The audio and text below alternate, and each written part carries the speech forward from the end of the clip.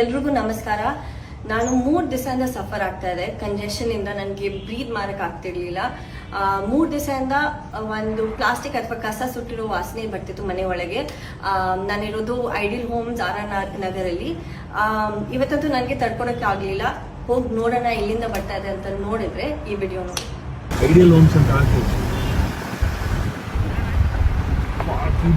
ಬರ್ತಾ ಇದೆಯಲ್ಲ.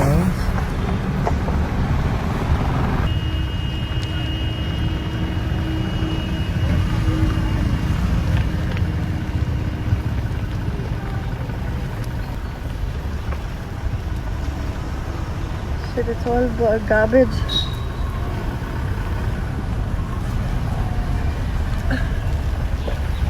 Oh my god, it's all garbage. Look at this. In a residential area.